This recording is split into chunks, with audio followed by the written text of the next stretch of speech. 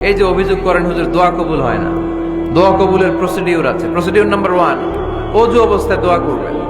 অজু অবস্থায়, কি অবস্থায়? ফি হালাতি তাহারা, আপনি পবিত্র, এই দোয়া আল্লাহ শুনে বেশি। সুবহানাল্লাহ পড়ে। সুযোগ হলে কিবলামুখী হয়ে দোয়া করবেন। কি মুখী? মুতাওয়াজ্জিহান ইলাল কাবা।